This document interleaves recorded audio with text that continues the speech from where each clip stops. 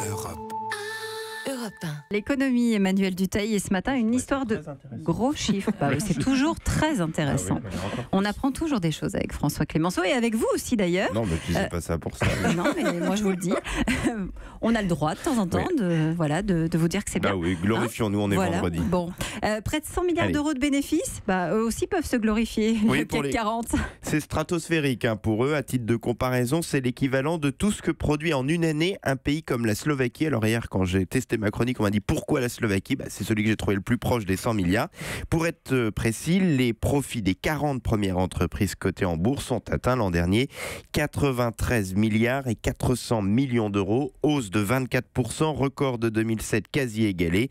Le champion cette année, c'est Sanofi, qui a quand même gagné 8 milliards 400 millions d'euros en une année devant BNP Paribas et Total. Oui, ça fait beaucoup de chiffres et ça donne le tournis. Mais au-delà de tous ces chiffres, justement, les performances disent quoi de l'économie française, Emmanuel? Eh bien, ça montre que la France a des géants mondiaux, on l'oublie souvent, qui profitent à plein de la croissance du commerce mondial. L'exemple peut-être le plus parlant, c'est celui d'LVMH et de Kering, nos deux géants du luxe qui ont des marques comme Vuitton ou Gucci et qui ont publié des résultats tout simplement historique cette année. Ils sont allés chercher leur croissance, par exemple aux États-Unis.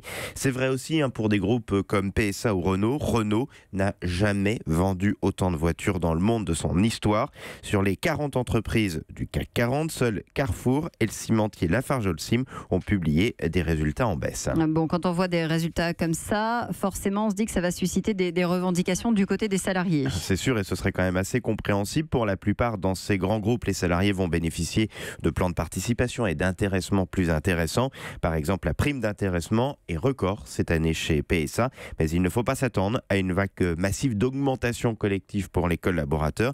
C'est un outil qui est de moins en moins utilisé dans les entreprises. La plupart des DRH préfèrent les augmentations individuelles et surtout un système de primes. En effet, pour eux, les augmentations collectives restent gravées dans le marbre et peuvent rendre la situation plus compliquée dans les années entre guillemets de vache maigre.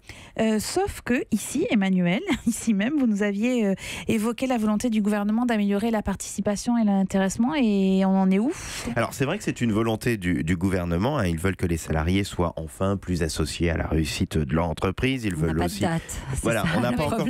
Si on a une petite date, parce qu'on sait que ça va faire partie de ce qu'on appelle la loi Pacte, qui est la loi sur l'économie que doit porter Bruno Le Maire, le ministre de l'économie, et qui doit être présentée d'ici quelques mois. Donc ils veulent effectivement qu'on soit plus associés sous la forme de l'intéressement, sous la forme de la participation, sous la forme de la représentation dans les conseils d'administration, c'est-à-dire que véritablement les collaborateurs participent plus à la vie de l'entreprise, mais aussi le plus important de cette loi, c'est d'emmener l'intéressement et la participation dans les plus petites entreprises, parce que c'est là où le partage du profit parfois n'est pas tout à fait prévu à l'avance. Europe 1.